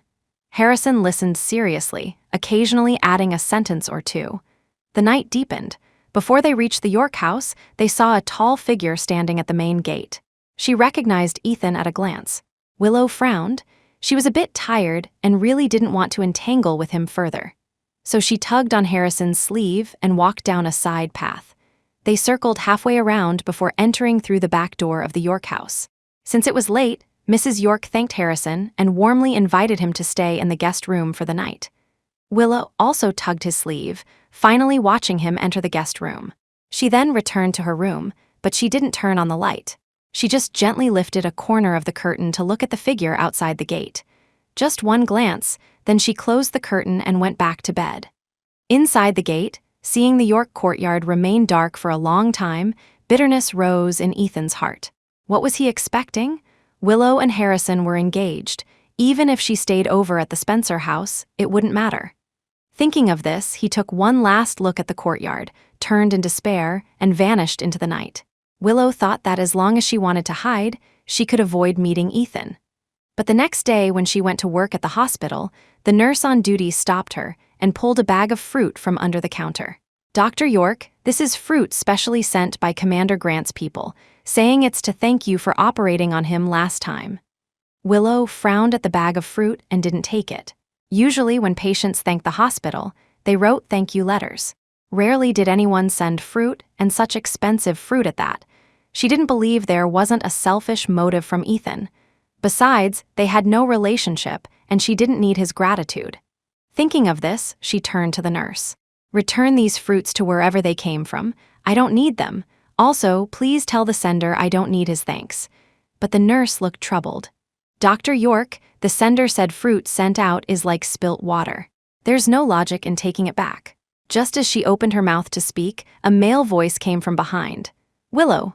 She turned to see Harrison walking over carrying a large bag of fruit. She walked over pleasantly surprised. "Why are you here?" Harrison smiled faintly. "Heard from your mom that you've been too busy to eat lately. Thought I'd bring some fruit to pad your stomach." He was about to put the fruit on the table when he saw the other bag. "Who sent this?" Willow said indifferently. "Who else but Ethan Grant? I clearly made it clear to him, yet he still wants to entangle with me." If it were the old Lydia, she would have taken the fruit and smashed it on Ethan, arguing with him and saying harsh words. But the current Willow didn't want to pay attention to him at all. That would only continue the entanglement and waste her energy and time. "I wanted someone to send these fruits back, but the person sent by Ethan said there's no logic in taking back gifts. Isn't that making things difficult?" The more she spoke, the more annoyed she felt. Whether she accepted it or not, the fruit couldn't be returned. Wouldn't Ethan imagine she still had feelings for him and that they still had a chance? Knowing Ethan for so long, she just discovered he was this kind of person. She clearly had a fiancé, yet he did things that caused misunderstanding. Luckily, Harrison was reasonable. If it were anyone else, she would truly be suffering in silence. Hearing her words, Harrison frowned. He patted her head. "Eat some fruit to pad your stomach first so you can work later. Leave this bag to me." Willow nodded and gave a few fruits from the bag to the nurse on duty. "Share these among yourselves. Rest well when the next shift comes." "Thank you, Dr. York." The nurse happily took the fruit and walked to her office. She turned to chat with Harrison for a while longer before returning to her office to work. Watching Willow disappear from his sight, Harrison put away his smile, picked up the fruit on the table, and walked out.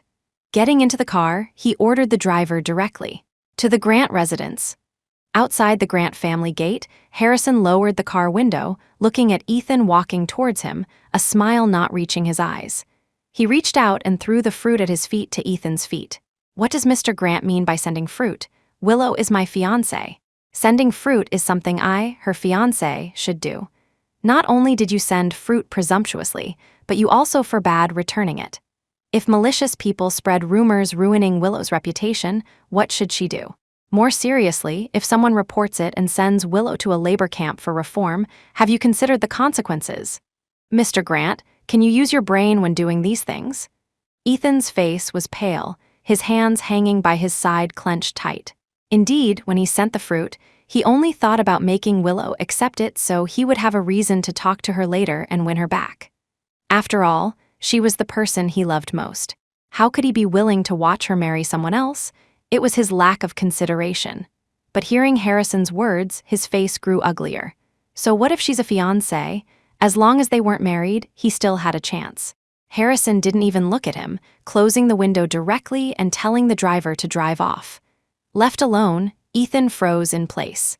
In the end, he didn't pick up the fruit on the ground and turned back to the courtyard.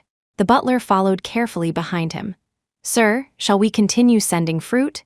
Ethan paused. "Send those fruits to the welfare home. By the way, next week is Willow's birthday. Have someone prepare fireworks to set off by the river then." The butler nodded and hurriedly left to call people. Ethan looked at the scenery outside the window, determination flashing in his eyes. This time he must move Willow so she would give him another chance. Willow's birthday happened to be on a Saturday. In the morning, Mrs. York personally cooked longevity noodles for her, gave her several birthday gifts, and then watched with Mr. York as she got into Harrison's car. Along the way, she was curious, wondering where Harrison would take her. But Harrison kept it a secret. No matter how she asked, he didn't speak. Finally, the car drove to the riverside, and Harrison led her into a house. He greeted the owner skillfully. "Aunt Lou, the usual?" add a rib soup. Aunt Lou warmly invited them to sit inside. Opening the window revealed the winding river. Harrison thoughtfully pulled out a chair for Willow, inviting her to sit before sitting opposite her. Aunt Lou used to be our housekeeper. Her cooking is superb. She resigned to go home because her son was getting married. But because she has a good relationship with our family, whenever we crave something, we tell Aunt Lou in advance. Willow nodded, remembering the 2 bags of gifts he handed Aunt Lou upon entering. Even for just a meal, proper etiquette couldn't be lacking. Soon, several steaming dishes were served. Every dish was perfect in color, aroma, and taste, making her appetite surge. After the meal, Aunt Lou thoughtfully served them a pot of hot tea and chatted with them for a few sentences before personally seeing them out. Having just eaten dinner, the 2 walked hand in hand along the riverside toward home. On the way, pedestrians were in groups of 3 or 5, bustling with noise, with occasional shouts from vendors. "Want some candied hawthorn?" Harrison pointed to the bright red candied haws on a straw stick held by a vendor nearby. She shook her head. "Don't have a sweet tooth." He didn't insist and continued walking forward. Suddenly, fireworks lit up the mid-air, blooming cluster after cluster, illuminating half the sky. Many pedestrians stopped to watch, exclaiming and guessing who was so generous. The fireworks show lasted for a full half-hour without ending. Looking at the familiar fireworks, Willow's face looked somewhat unpleasant. Who else could it be? Every year at this time on her birthday, Ethan would set off fireworks by the river for her. Back then, he held her and affectionately said his fireworks were only for her. But less than 6 months after Cecily returned, he set off countless fireworks for Cecily. If the fireworks of the past were blessings, today's fireworks seemed to remind her that she had an unbearable marriage. Thinking of this, she pulled Harrison's hand to leave. Unexpectedly, a figure rushed out, holding something in his hands. "Willow!" Harrison quickly shielded her behind him, looking warily at Ethan in front of them. Ethan didn't take Harrison seriously at all, trying to bypass him to chase Willow. "Ethan Grant, what are you doing?" she shouted impatiently. Ethan stopped, speaking carefully. "Willow, today is your birthday. I wanted to give you a gift, you—" "Not needed." Willow refused coldly, her eyes full of impatience and annoyance. "Ethan Grant, I've made things clear enough to you. Why do you still want to entangle with me? What will others think of me?" Hearing this, Ethan's face went pale, and he quickly explained. "No, I'm not entangling with you. I just want to beg you to give me a chance to pursue you again." "Willow, I can explain what happened back then. It was because I felt bad that you were constantly yielding to Cecily, so I thought to be nicer to Cecily to make your family more harmonious. After all, they are the family you've lived with for so many years." "Ha!" Harrison sneered and threw a punch. If it were the Ethan of the past, he would have reacted and fought back long ago. But now, covered in injuries and not fully recovered, being hit by Harrison sent him falling to the ground, unable to get up for a long time. The crowd exclaimed, but no one dared to intervene. "Ethan Grant, if I remember correctly, I warned you long ago. Willow is my fiancé. Everything for her should be prepared by me, her fiancé. We don't need an outsider like you gesturing and dictating. And giving you a chance to pursue? What daydream are you talking about?" Hearing this, the bystanders realized the person on the ground harbored such thoughts and began pointing fingers at Ethan. "I thought so. What he said was so baffling. Exactly, they are a fine couple, yet he insists on interfering. Pa, shameless. Ethan Grant, you claim you were nice to Cecily for my sake. Listen to yourself, do you believe that? As soon as Cecily returned to the Jones family, my status plummeted. And you, as my husband, my only support, abandoned me, your wife, time and again to please Cecily. Why didn't you use your own interests to please her instead of mine? Just whose husband are you?" Willow's eyes held a trace of hatred and pain. "Family? I treated them as family, but did they ever treat me as family? Just because they found I didn't look like them, they alienated me. After Cecily returned, they didn't even act anymore, cursing me with ugly words time and again. You didn't help me. Instead, you asked me to yield to them. You are the one who belongs to their family. You said you wanted to help us reconcile. Is your so-called help abandoning me time and again to accompany Cecily?" Her gaze became colder. Looking at Ethan's pale and guilty face, she felt no relief in her heart, only exhaustion. "Ethan Grant, for the sake of our childhood friendship, stop entangling with me. There is no possibility for us ever again. No, don't. Ethan's face grew paler, reaching for her hand. Willow, clearly we promised before you wouldn't leave me. A bitterness rose at the corner of Willow's mouth, her eyes full of resolve. But you also told me you would protect me forever. The day he proposed, he held her tight and said, Lydia, I've liked you for 10 whole years. I want to protect the country with you. Will you build a family with me? I will be loyal to you as I am to the country. I will protect you until death and never let you suffer grievances. He spoke so affectionately and seriously then, but less than 6 months after Cecily appeared, he completely forgot his vows and fell for Cecily. When she was allergic to pollen and dying, he hung up her phone to accompany Cecily. Finally, he made excuses for Cecily, saying she just wanted to play a prank. When the explosion happened in the mall, he unhesitatingly abandoned her and ran to Cecily, who was further from the explosion point only because of guilt. He took care of her for half a month. Back then he said, Lydia, I'm really sorry. I had a reason for saving Ceci first. Wait until this period passes, I will explain everything to you clearly. On the day she went abroad, he called saying he wanted to explain, but later her colleague told her he didn't return that day. He was taking care of Cecily. Ethan's love words, vows, and affection could only be listened to, not believed. Never believe them, or you will fall into an endless abyss. It was because she was too naive, choosing to believe him and wait for him time and again, that she ended up covered in scars. This time, no matter what, she wouldn't soften or compromise. Ethan Grant, I've made my words clear enough. If you continue to entangle like this and cause me distress, even if you are an Air Force commander, I will report you to your superiors. If you really don't care, feel free to try. Don't exhaust the last bit of friendship we have left. Having said this much, Ethan's heart felt tightly wrapped in vines, pain blacking out his vision in waves. He even forgot how he left.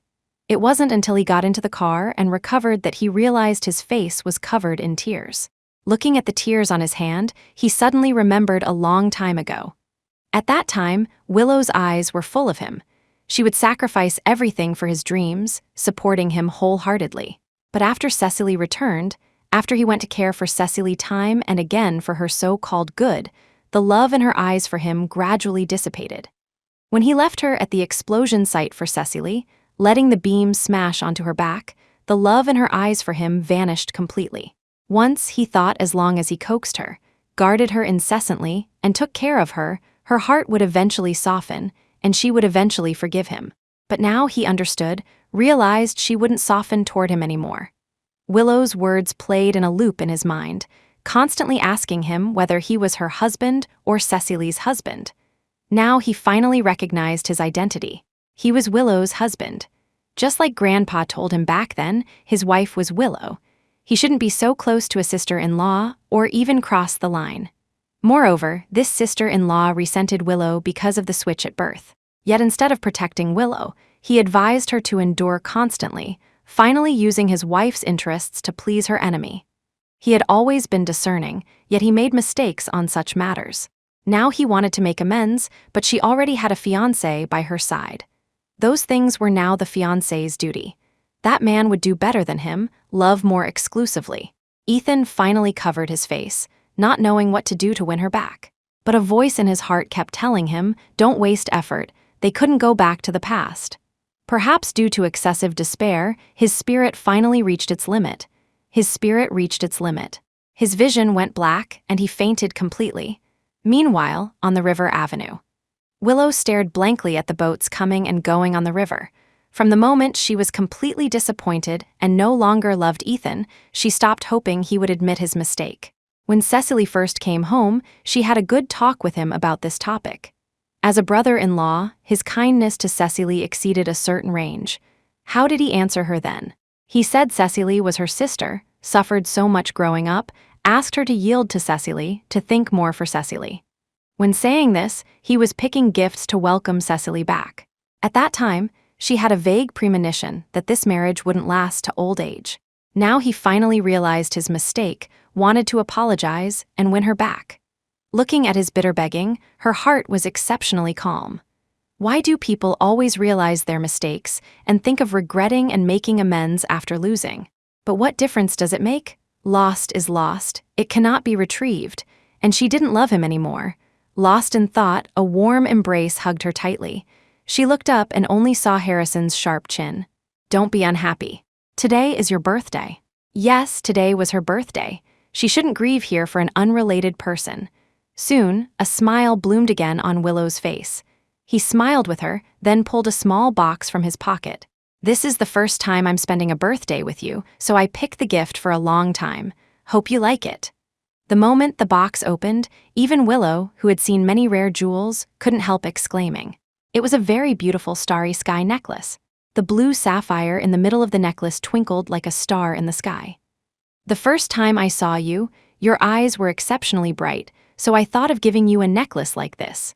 Do you like it?" She was too stunned by the necklace to speak, only nodding repeatedly. Harrison chuckled and put it around her neck. "Very beautiful." Willow's ears turned red quietly. She hugged his waist, resting her head on his chest, quietly listening to his steady and powerful heartbeat. In the hospital, when Ethan woke up again, the doctor looked at him with a worried face holding the medical chart. "Commander Grant, if you keep tossing around like this, you really won't have many years left." Ethan had no reaction. So what if he didn't have many years? He lived now only to atone to the past and present Willow. As for winning her back, he knew deeply it was impossible. He looked up out the window, his thoughts drifting far. Suddenly, he remembered a long time ago, when he went to take care of Cecily and didn't return until much later. He often saw Willow sitting alone, looking out the window, motionless. At that time, he wondered what was there to see besides the 2 rows of trees and pedestrians coming and going. Now he sat alone on the bed, looking out the window, only to discover that occasionally a flock of birds would fly across the sky. The flock rushed into his vision and quickly rushed out, disappearing. Just like Willow, rushing into his world to stay for a few years, then leaving his world without nostalgia. The news of Ethan's hospitalization soon spread throughout the circle. Since parting with Willow, he entered the hospital from time to time due to physical reasons. At first, all his comrades came to visit him. But later, as his deeds were exposed, fewer and fewer people came to see him. In the end, only old Wilson, who had followed him since enlistment, remained. Old Wilson looked at the numb and depressed person on the bed and couldn't help sighing. "Look at you, how did you become like this?" Back when Willow was hospitalized, it was old Wilson who led the comrades to visit her, and it was he who slipped up about the fireworks surprise Ethan prepared. When the surprise was mentioned, Ethan's face went pale instantly. Old Wilson thought he was panicked because the surprise was spoiled. Now knowing about him and Cecily, he realized those surprises were prepared for Cecily. Old Wilson still remembered clearly how grand Cecily's birthday was. After all, it made the newspapers. Now old Wilson suddenly realized that in all the years Willow celebrated her birthday, it was just treating them to a meal and setting off fireworks. Compared to Cecily's birthday banquet, it was worlds apart. He felt unjust for Willow. Married for so many years, yet she couldn't compare to a newly returned sister-in-law. Old Wilson nagged a lot, but Ethan remained numb and depressed. He didn't want to say more, nor did he want to visit Ethan anymore. So he put down the fruit he brought, left a phrase, "Take care of yourself," and turned to leave, leaving him alone sitting there. In a trance, he seemed to hear Willow's voice, seeming to want to change his dressing. He vaguely extended his arm.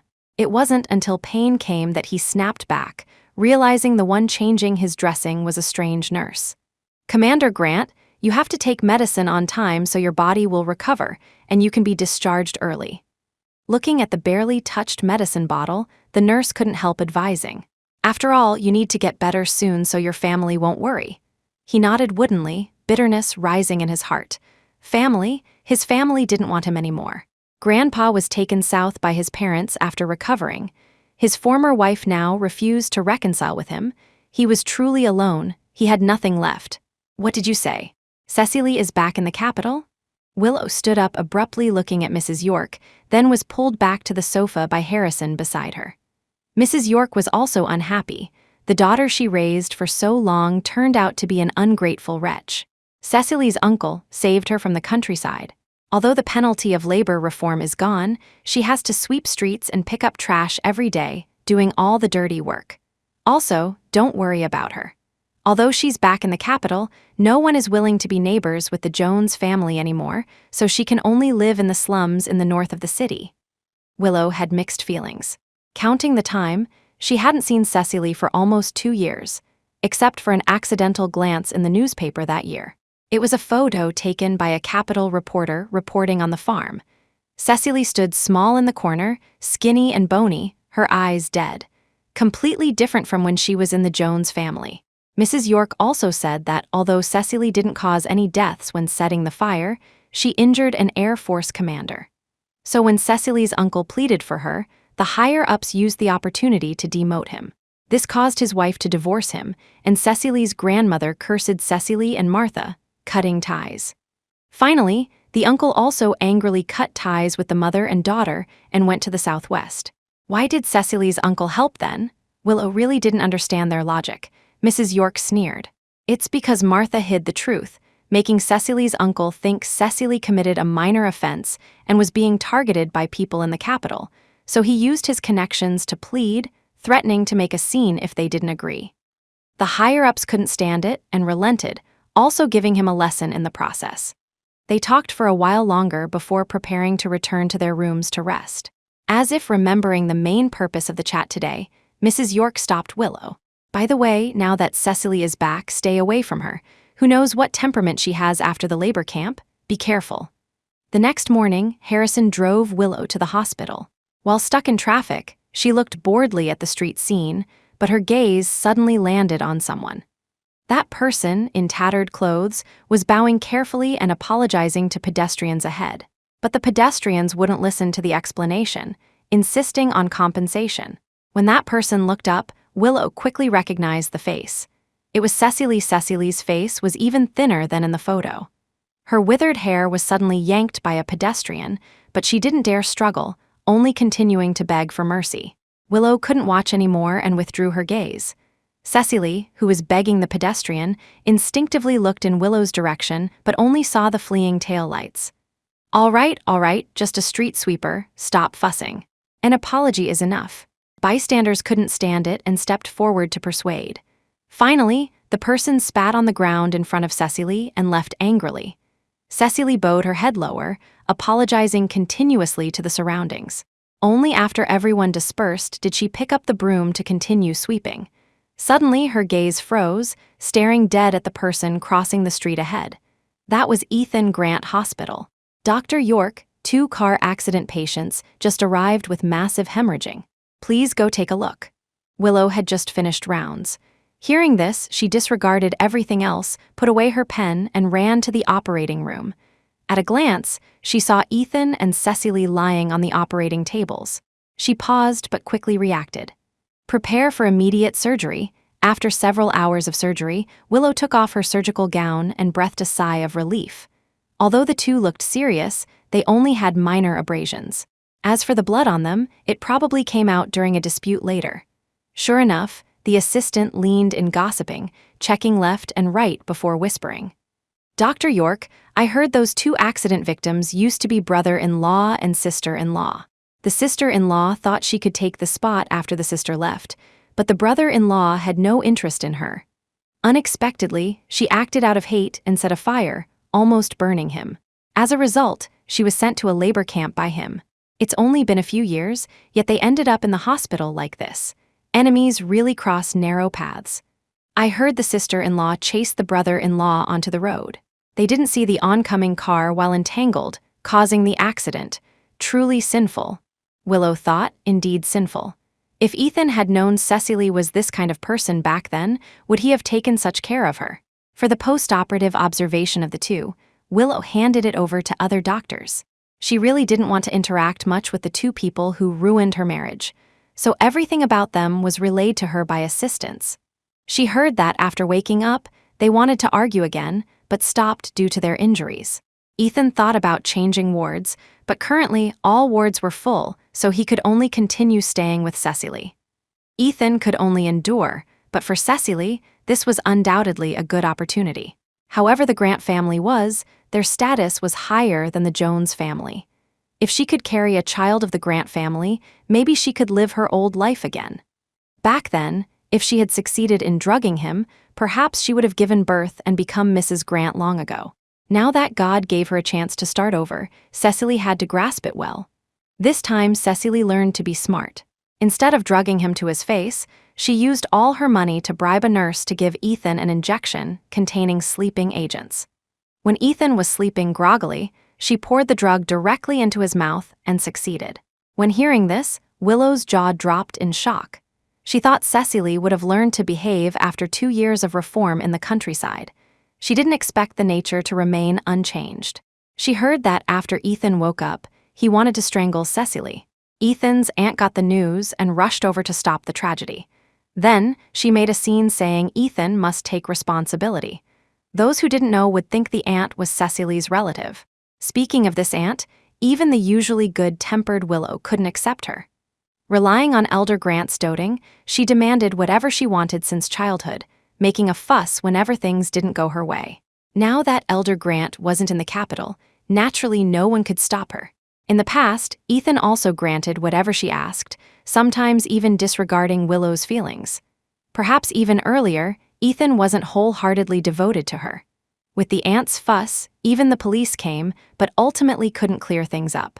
They could only punish both sides. The Grant family paid money, and Cecily went to jail a second time. Willow didn't know about the follow-up until she went shopping for wedding items with Harrison. At that time, she was dazzled by the array of wedding rings in the cabinet, wearing rings on all 10 fingers, yet hadn't chosen the final one. Harrison wanted to buy them all, but she shook her head, saying it was wasteful. Just as she was hesitating, a familiar and boastful voice came from behind. "Willow York, what a coincidence, you guys are here too?" The two turned around and saw Cecily standing there holding her lower abdomen, lifting her chin, triumphantly looking at her. Willow glanced around her and found no Ethan. She just found it funny. It turned out that not long after Cecily went to prison, she was found pregnant. Coupled with the aunt's manipulation, she was released again. But because she wasn't welcomed by Ethan, she had no one else besides herself and a nanny when going out. Cecily walked over and glanced at the counter. "Choosing rings? What a coincidence, I'm choosing rings too." Since getting pregnant, the Jones family went to the Grant family to cause a scene again. Helplessly, the Grant family had to acknowledge this daughter-in-law, sending a nanny to protect the child in her belly. Upgraded to the prospective Mrs. Grant, Cecily became arrogant, showing off her belly everywhere, and her eyes looking at Willow were full of provocation. "Look, your position as Mrs. Grant became mine after all."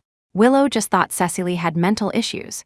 Did she like the things Willow used and the man Willow married that much? Since childhood, whatever appeared in Willow's hands would appear in Cecily's hands the next day.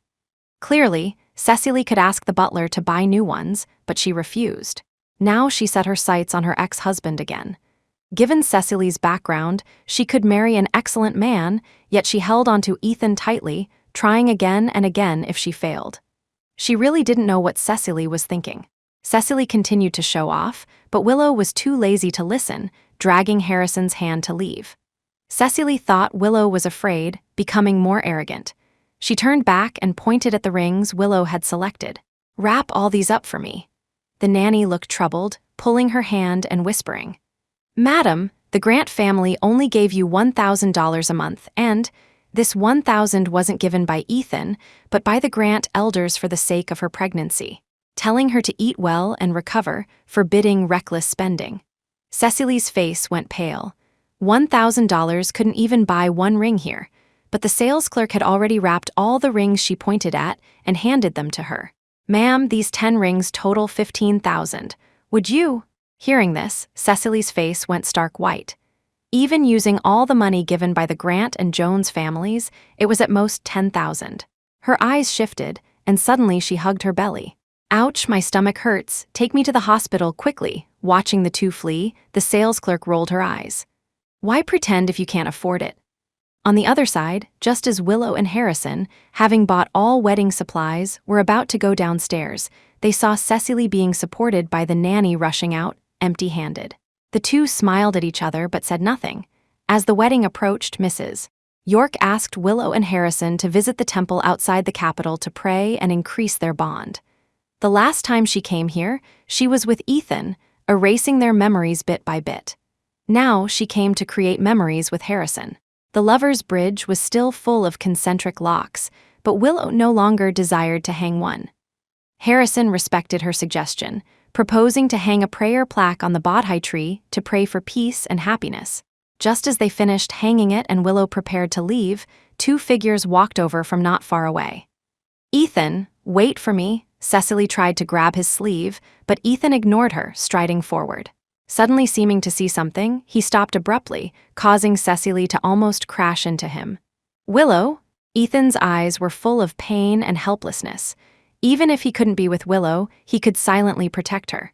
But now that he had done that kind of thing with Cecily, whom she disliked the most, what qualification did he have to protect her? Looking at their clasped hands, the pain in his eyes became more apparent. Undoubtedly making Cecily vigilant, she grabbed his arm, and no matter how he moved, he couldn't shake her off. Watching Cecily's possessive action, Willow just found it amusing. Without giving them a second glance, she turned to leave with Harrison. Ethan instinctively wanted to chase, but Cecily held him tight, resentful. "Ethan Grant, think clearly, whose husband are you right now?" He wanted so much to answer he was Willow's husband, but he had no right. He could only tentatively probe Willow. "Willow, can I attend your wedding?" Even if they couldn't go back, he hoped to watch her wear a wedding dress one more time. Unfortunately, there were no ifs. Willow's steps didn't pause at all. Just like that, holding Harrison's arm, she disappeared from his sight step by step. "HMPH, you still want to attend her wedding?" Keep dreaming, seeing no one else around, Cecily let go of his hand, mocking sarcastically. Shut up, but Cecily wasn't afraid. After all, she carried the Grant family's offspring. "Instead of thinking about attending someone else's wedding, you better think about how to hold ours." Cecily's belly was getting bigger. If there wasn't even a wedding, not only the Jones family, but the Grant family would be scolded by outsiders. Compelled, Ethan had to get the certificate with Cecily and come to the temple to pray with her. Mentioning the wedding, Ethan's eyes grew colder. What difference did holding it or not make? The whole capital knew about him and Cecily. Now, whenever Cecily was mentioned, his name was always attached. Thinking of this, he walked straight ahead. "Do whatever you want." Anyway, he, the groom, just needed to show up then. Seeing his indifferent words, dissatisfaction grew in Cecily's heart. She could only stomp her foot and chase after him. The Grant family held a wedding again after 5 years. Because she had received kindness from Elder Grant, Willow and Harrison brought gifts to attend the wedding. Because of Cecily, very few people attended the wedding, and those who came did so with the intention of watching the drama. Sure enough, just as the MC was about to announce the start of the wedding, someone rushed in, holding a stick to hit Cecily. "Cecily Jones, I'm going to kill you." It was Cecily's cousin. The cousin just returned from abroad and heard about her father being demoted to save Cecily. Asking carefully, she learned that in order to return to the capital, Cecily conspired with Martha to deceive her father. Turning a murderous matter into a trivial one, how could she not be angry? Since Cecily dared to ruin her father's future, she would ruin Cecily's wedding because Willow sat in the corner. The chaos didn't affect her. And Harrison protected her tightly, allowing her to watch the drama intently. She saw several people entangled together. Because Cecily was pregnant, the nannies protected her tightly, and guards quickly arrived to control the cousin. Only then did the farce end. Everyone dispersed. Willow followed Harrison home. But in the evening, the hospital called asking if Willow knew the home number of Dr. Wang from gynecology. While giving the number to the nurse, Willow asked what happened. The head nurse sighed while dialing Dr. Wang's number. What else could it be? Cecily lost the baby. Willow's eyes widened instantly. Cecily's health wasn't good before pregnancy. Now, with the cousin's disturbance, she started bleeding on the spot. After being sent to the hospital, Cecily began to hemorrhage heavily. Even though Dr. Wang arrived in time, he could only save Cecily's life. Having lost the grandson, the Grant family was furious and sent Cecily's cousin directly to the labor camp. Having lost the child, Cecily became paranoid all day, acting crazy. This made Ethan miserable. He wanted to hide all day, but ended up distracted and hit by a car, destined to be wheelchair-bound for the rest of his life. Hearing Ethan and Cecily ended up like this, Willow sighed endlessly. After telling Mrs. York, she also lamented the sin. Fortunately, you divorced that man and cut ties with the Jones family in time. If you hadn't left then, who knows what it would be like. Willow also rejoiced in her decisiveness back then. Mrs. York patted her hand. All right, let's not think about these messy things. How are the preparations for your and Harrison's wedding going? Mentioning the wedding, Willow blushed and lowered her head. Harrison beside her thoughtfully held her hand and smiled. Mom, Willow and I are mostly prepared. Next Monday is a good day. We decided to get the certificate then. The Friday after that, we'll hold the wedding. I've called my parents. They will return from the U.S. in advance. Soon it was the day they got the certificate.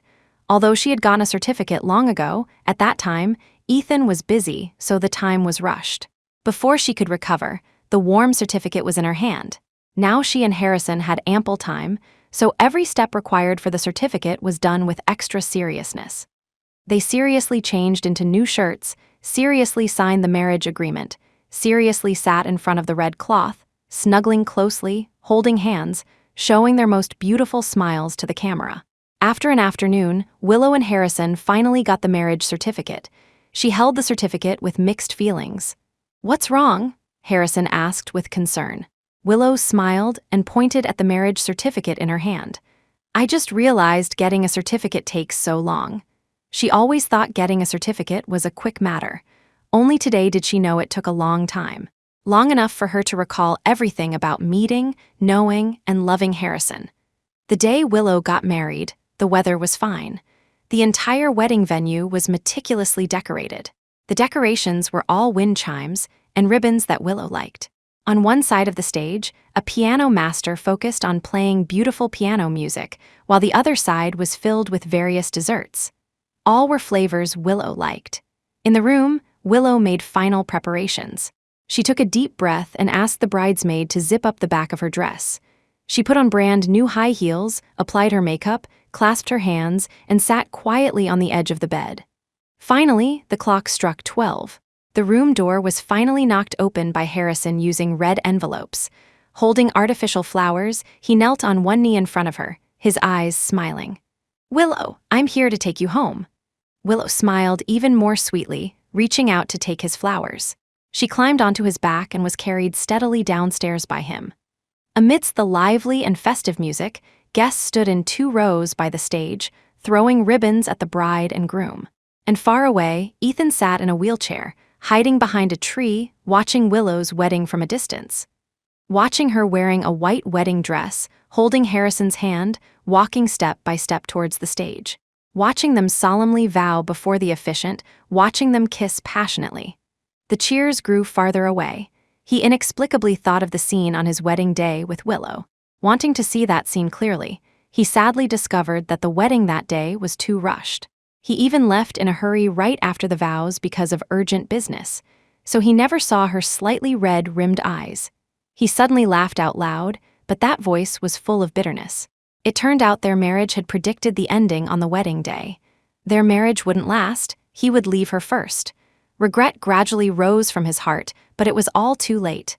The only thing he could do now was bless her. Willow, happy wedding. May you be happy for the rest of your life.